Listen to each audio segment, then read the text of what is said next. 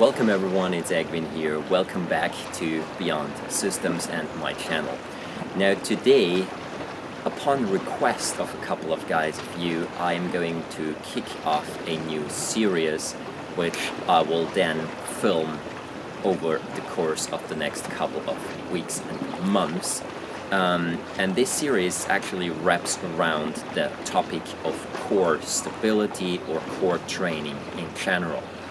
Now, before we jump into this video, let me say thank you to all my Patreons and everyone who supports my channel, because it really is of extreme importance to me to have this support, to actually be able to share free content with the world and dedicate some time for that.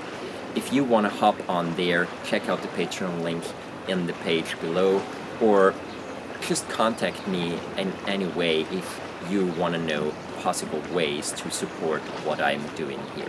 Alright, now let's just jump right into this topic of core stability. As you know, so far I haven't talked a lot about training the core, and there's a reason for that. First of all, there is a lot of information out there about simple abdominal training exercises and about just bringing more core stability, more tension in the core, and so on and so on. And I'm not so much a friend of creating more tension and more pressure in the joints.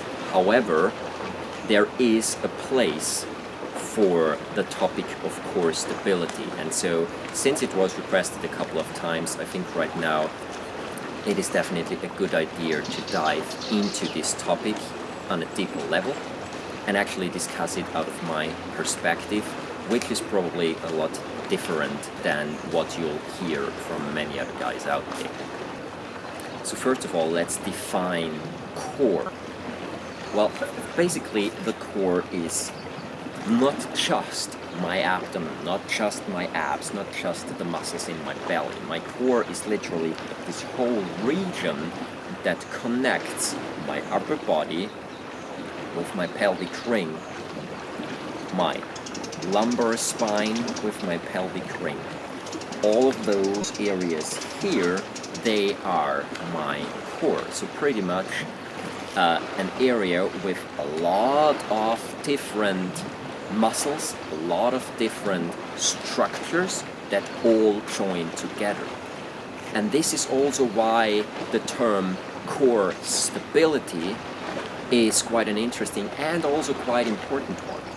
Because obviously if you train your legs and the pelvic ring and your glutes and the thighs and all of those muscles down below, and to train your upper body muscles like your pectorals, your shoulders and all of those areas, then eventually you'll create an imbalance if you do not take care of your core as well. Yet your core is the one area that is extremely important for distribution of forces throughout the whole body. Where literally biomechanical forces that pass through your body from the legs upwards and from above down back into the legs are connected with each other and are funneled through, sort of. So the core, and that's the first extremely important thing to understand, is not something to be held stiff. In order to be biomechanically viable and biomechanically efficient, the core has to have a certain agility to it. It has to have a certain flexibility, strength, and mobility to it.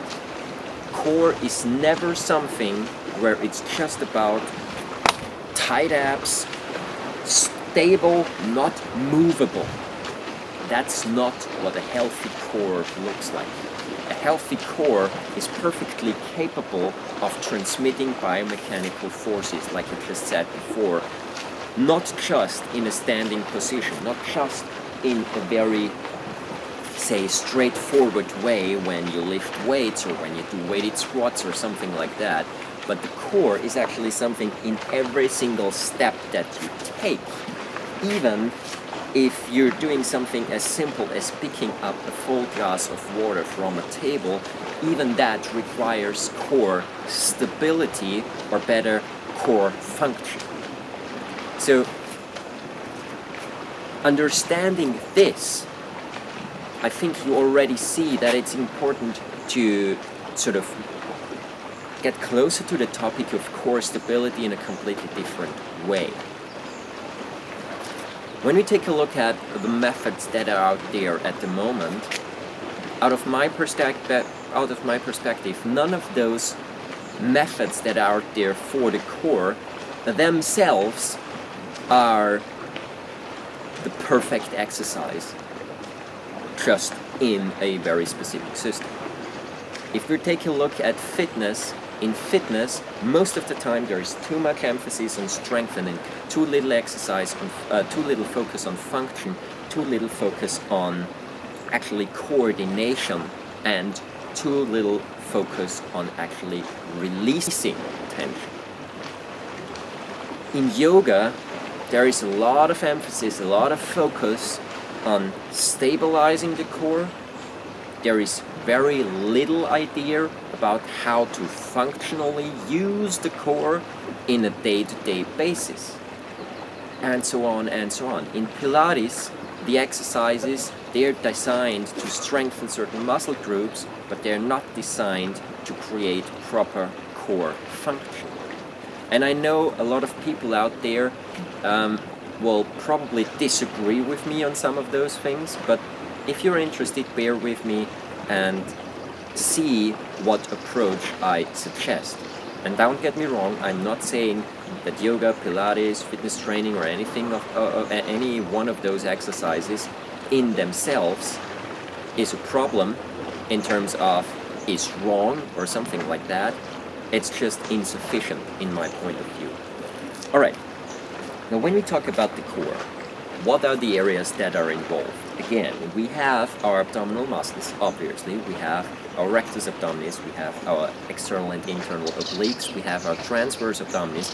Those are the muscles that are most referred to as our core muscles. But in terms of core stability, our quads are extremely important, our glutes are extremely important, our gemelli, all of our hip muscles actually are extremely important, even tensor fasciae latae, all of those muscles, they're extremely important. They all have to do with our core stability.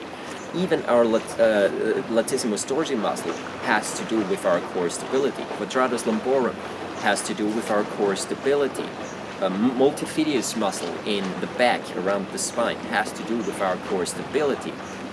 Iliopsoas muscle, like the psoas and the iliacus muscle, have to do with our core stability, and as an adjunct to that, even our diaphragm, because it's tightly linked with the psoas muscle, has to do with our core stability and our core function.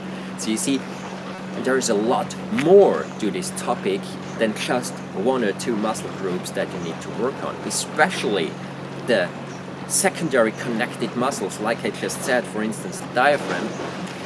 Especially when we talk about proper function, this is extremely important. Why? Because the diaphragm actually has a lot to do with healthy breathing.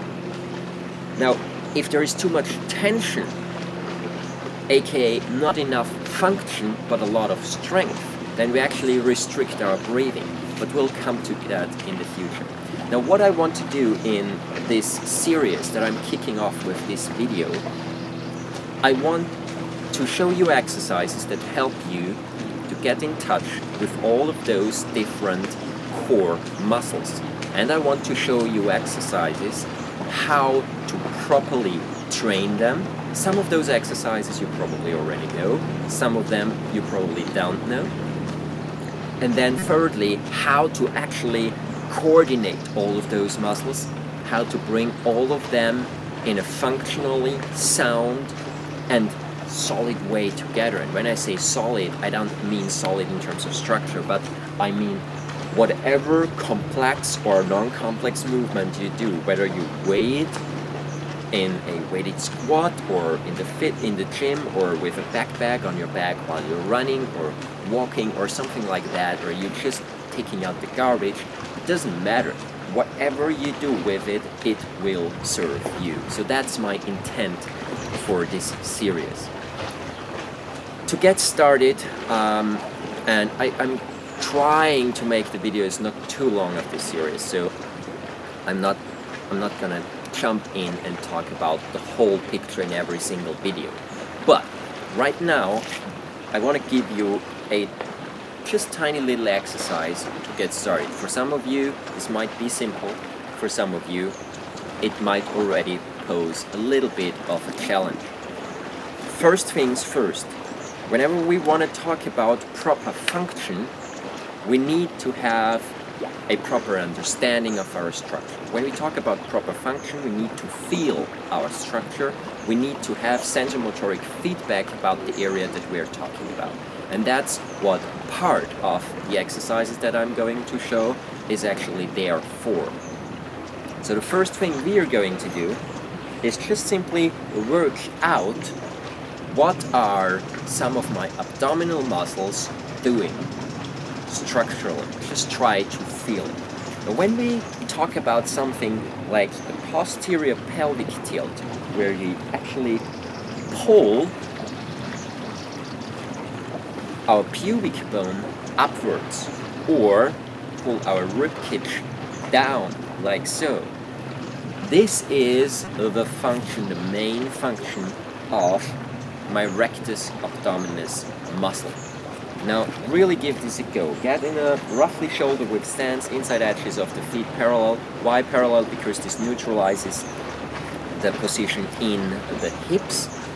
And then just simply give it a go. Try to pull your pubic bone up and let it drop back down again. Try to pull the pubic bone up, let it drop.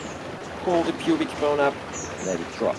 Or pull your upper body down and release again. Pull the upper body down and release again. So we're talking about a movement that's completely just closing and opening in terms of rolling and releasing, rolling and releasing. There is no sideways movement in this whatsoever. So this is the function of the rectus abdominis. Note that the range of motion of my rectus abdominis muscle is a lot smaller than we would normally think. If you think a sit-up or a crunch is quite a nice thing, but note that in a complete sit-up you're using much more muscles than just the rectus. In a crunch you're using, apart from muscles up here, intercostal muscles up here, you are actually using your rectus abdominis muscle in order to crunch together and to pull yourself up. But the second you actually want to lift your middle and lower back from the ground, you can't work with the rectus anymore. That range of motion is just not in that muscle. Just keep that in mind. Not all exercises that seem to work on this function actually support just that function. So we want to isolate first and then bring together in a functional way again. Next muscles we're going to take a look at is our obliques, our external and internal obliques. The external obliques, like the name already says, they're the more superficial muscular layer. They originate from the ribcage out here and they pull down towards the rectus shaft, which is this fascial layer in which the rectus abdominis lies in, and the oblique externus, they pull down diagonally like so from both sides. So their function is partially to tilt the body sideways, but there is muscles that can tilt the body sideways much better. So the main function of the obliques externals is actually a rotation and rotatory stability of the body when we talk about the function of core stability. So things like bringing, for instance, my right lower ribcage towards my center line, like so. Now I'm really just pulling my ribcage bow, the lower right ribcage bow right here at the moment. I'm pulling this one closer to my navel, you see? Just this movement. And as you can see, when I do this, it sort of slightly turns my upper body. This is the function of the external oblique. And I want to have you try this out. Just stand there, mark your belly button, and try to connect and to pull together the distance between your lower ribcage and your navel, and try to pull your lower ribcage towards your navel without actually activating the lower part of your belly that much. So I don't want you to instantly twist all the way. I literally just want you, see, to do this small, almost crunchy movement from the rib bow out here towards the navel and let go again. Yes, there are fibers of the external oblique that go deeper, but just to differentiate it from the internal oblique, I want you to go just towards the navel right now. The internal obliques, they actually originate out here from the iliac crest, and they actually have their fibers pulling upwards towards the rectus shaft. So the internal obliques, they stabilize crosswise to the external obliques, and they actually pull the rectus shaft down and closer to the pelvic ring. So they have a part in movements like walking, in actually stabilizing the pelvis towards the rectus shaft, upwards, and stuff like that. Now, to find the internal obliques, mark your navel, mark down here your iliac crest, and try to pull your navel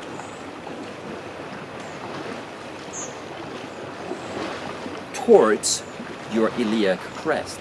So this is just how it feels, an even smaller movement, because the fibers are even shorter. Well, the fibers, the whole muscle length is even shorter, and for most people it's even more difficult to get in conscious connection with the internal oblique.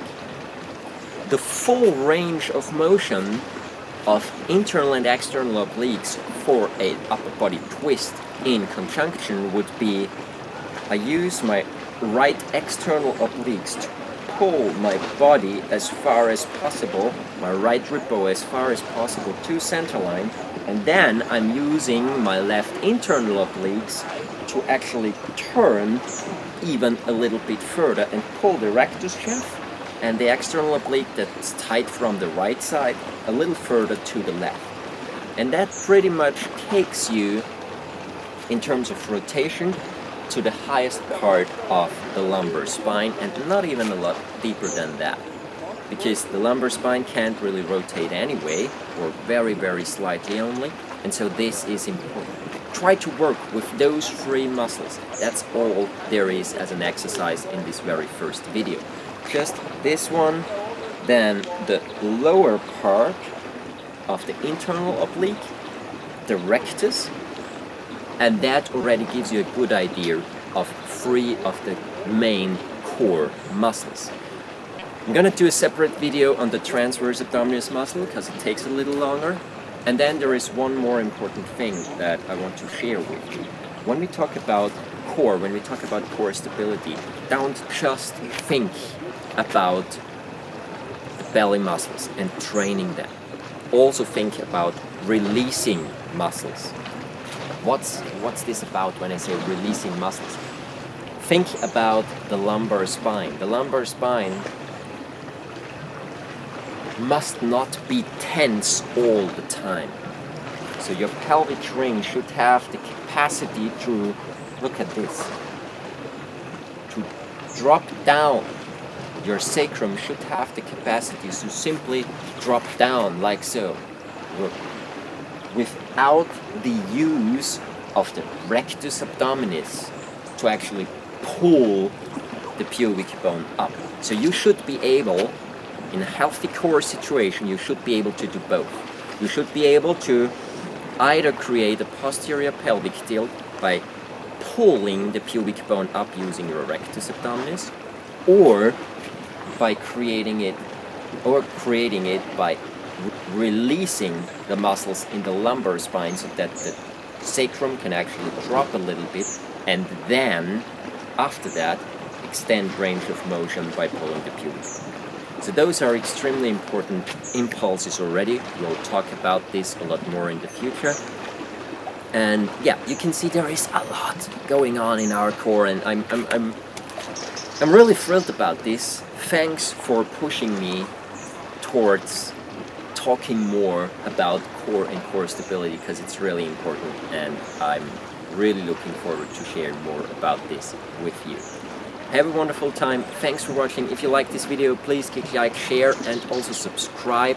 Click the notification bell to stay up to date with all the other parts of this series, and also check out my channel to just get to know all the other things that I put up there. There is plentiful in terms of biomechanics, body movement, how to consciously interact with the body, and so on.